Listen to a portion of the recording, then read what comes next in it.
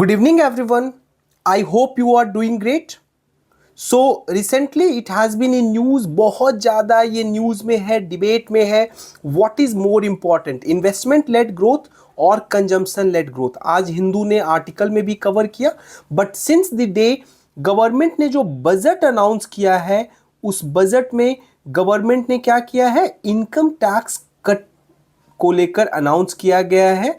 Consequently many of the supporters of consumption led growth, they are saying कि consumption led growth would have multiplier effect and it would ultimately help in growth of this country. लेकिन there are many economists, they are saying कि India has already have too much consumption led growth, rather now the focus should be on investment led growth. So let us understand कि क्या actually issue है, what are the important points that we need to consider before coming to the conclusion and what is the way forward.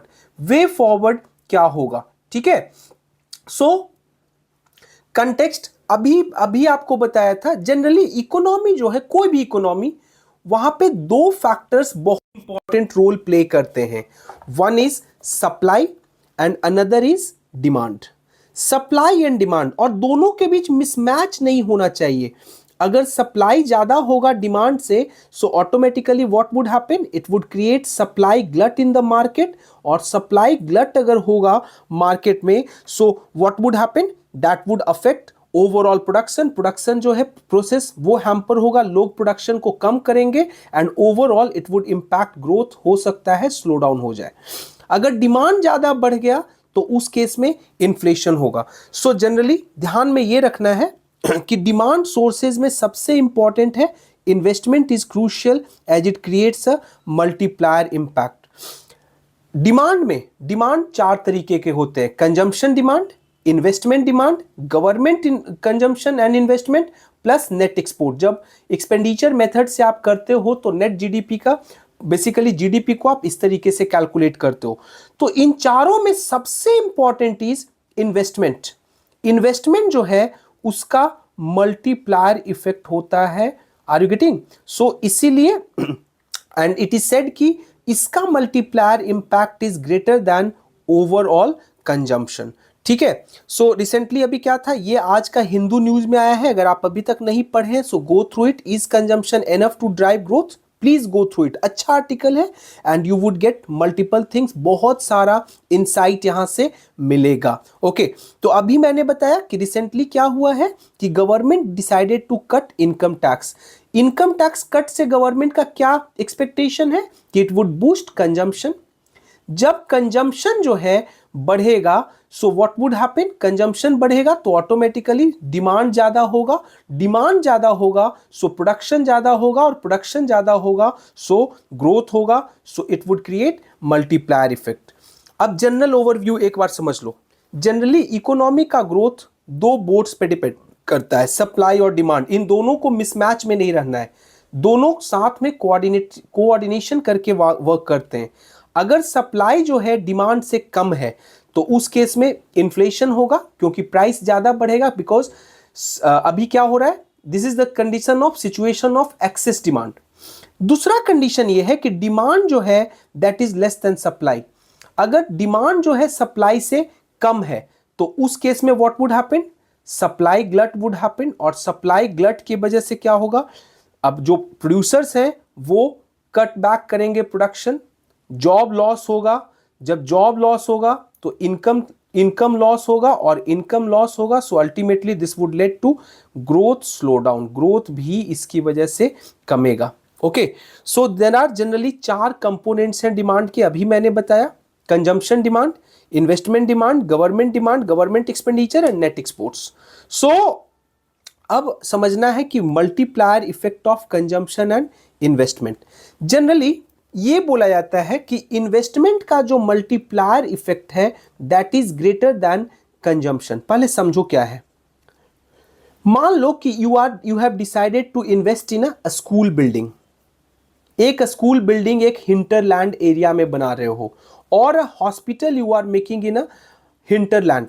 तो इन दोनों cases में what would happen, you would create jobs. वहां बनाने के लिए jobs दोगे, लेबरर्स को वर्क दोगे, दीज लेबरर्स ये क्या करेंगे, they would generate fresh demand in the economy, तो इसके वजह से डिमांड बढ़ेगा। But in addition to that hospital would also create more opportunities to many people, कुछ नए शॉप्स बनेंगे, न्यू इंडस्ट्रीज के लिए और अपॉर्चुनिटीज डेवलप होगी, and that would ultimately lead to increase in aggregate demand. एक और बात बता देता हूं, generally multiplier effect of investment जो है ये हमेशा फिक्स नहीं होता है, डिपेंडिंग अपॉन कि इन्वेस्टमेंट किस सेक्टर में किया गया है और कहां किया गया है। मान लो कि तुम ट्रांसपोर्टेशन सेक्टर में इन्वेस्ट कर रहे हो और वो इन्वेस्टमेंट ऐसे जगह पे किया गया है जहां पे वेल कनेक्टेड ट्रांसपोर्टेशन नहीं है, तो उस केस में उसका multiplier impact would be greater. लेकिन if you have already developed transportation network in area जहां पे वेल कनेक्टेड ये है, तो वहां पे उसका मल्टीप्लायर इंपैक्ट कम होगा।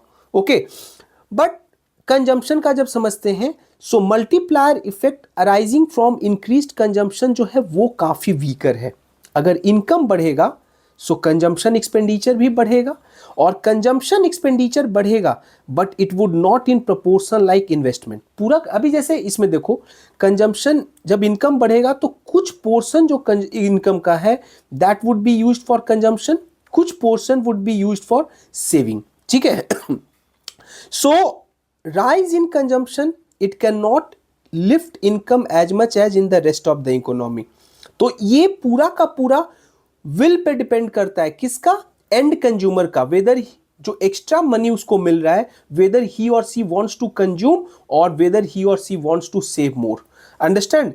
सो इसीलिए किनेशियन इकोनॉमिस्ट जो है वो क्या बोलते हैं कि consumption is a passive component of aggregate demand, investment जो है that is an active component. Investment पे ज्यादा फोकस करना है। आप खुद देख रहे होगे इन्वेस्टमेंट लेड ग्रोथ का ये है, हायर इन्वेस्टमेंट तो हायर आउटपुट होगा, हायर आउटपुट होगा तो हायर इनकम होगा। अब कंजम्पशन तो एक फिक्स है, उससे ज्यादा कंज्यूम करोगे नहीं, so what would happen, it would lead to increase in export, export बढ़ेगा, एक्सपोर्ट जब बढ़ेगा तो increase in saving, increase saving means more investment, and this is how this cycle would go on.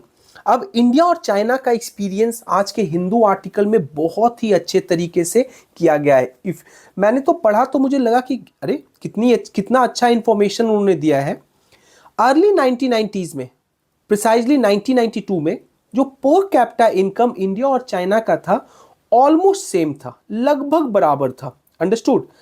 दोनों countries equally poor थे। Average income जो Indian का है and Chinese resident का है वो approximately 1.5% of the average income of American था। अगर उस समय $100 अमेरिकन कमाते थे, so we were earning $1.5। This was the average income. दोनों कंट्रीज लगभग पुअर थे, लेकिन बट बाय 2023 चाइना का जो पर कैपिटा इनकम है it has grown 5 times as high as the Indian level. Indian level से 5 गुना ऊपर बढ़ चुका है। परचेजिंग पावर पैरिटी में भी 2.5 गुना approximately it has gone up. As a proportion of US level, China जो है ऑलरेडी 15% पे है, जबकि इंडिया ओनली 3% पे है ऑन द बेसिस ऑफ 2023। अभी मैं चार्ट भी दिखाऊंगा। So this growth of incomes in China generally it has been attributed to investment. ज्यादातर लोग बोलते हैं कि this is because of higher investment. Understood? ये देखोगे investment as a percentage of GDP हमेशा से चाइना का इंडिया से ज्यादा रहा है। ये वाला चाइना का है और ये जो है वो इंडिया का है। तो ये हमेशा से आप देखोगे कि वो चाइना का ज्यादा रहा है। थोड़ा सा ये पोजीशन है 2007-8 का रिसेशन से थोड़ा पहले, ये थोड़ा गैप जो है कमा था when India also started focusing too much on investment, and China तो कर ही रहा था भाई। बट अगेन वी डिवर्ज्ड, हम लोग बहुत ज़्यादा डिवर्ज किए, स्पेसिफिकली आफ्टर दिस फेज। ये जो फेज है, इसी फेज में रिसेशन आया 2008-2009 वाला। उसके बाद both have adopted a different strategy. खुद देखो आप डेटा, इन्वेस्टमेंट रेट 1992 में इंडिया का 27% था, चाइना का 39.1%, और इस पॉइंट तक पर कैपिटा इनकम जो है लगभग बराबर है। इन्वेस्टमेंट रेट 2007 में 35% है, यहाँ 37%। 2013 में our investment rate has gone down, इनका 45% पे समवेयर चला गया, अपना 31.3% पे। 2023 में our investment rate is only 30.8%, इनका 41.3%। Consumption as a share of GDP जब आप देखोगे तो इंडिया का बहुत ज़्यादा है in comparison to China. China का करीब 40%, अपना 60%। So what is happening, generally क्या हो रहा है, बिकॉज इकोनॉमिक ग्रोथ जब कंजम्पशन से ज़्यादा ग्रो करता है, सो जनरली ये सिर्फ स्लो ही इकोनॉमिक ग्रोथ नहीं करता है, but at the same time it also increases inequality. तो इनइक्वलिटी भी इस कंट्री में राइज कर रही है। सेकेंड, इन्वेस्टमेंट जो ग्रोथ है specifically by the public and private corporate sectors, वो भी बहुत स्लो हो रखा है। ओनली सेगमेंट जो कि थोड़ा जिसमें वाइटलिटी दिखता है, that is household investment. So this is the only hope suit, this is the only hope star right now. Okay, so solution क्या है, government needs to step in. Government को अभी यहाँ पे स्टेप लेने की जरूरत है। गवर्नमेंट को ज़्यादा फोकस इन्वेस्टमेंट पे करना होगा, क्रिटिकल सेक्टर्स पे फोकस करना होगा, प्राइवेट सेक्टर के कॉन्फिडेंस को बढ़ाना होगा, and they ultimately need to spread the benefit of the growth to the broader population. ज़्यादातर लोगों को मतलब इक्विटी को इंश्योर करना होगा। I hope everything is clear. See you later on, bye bye, take care.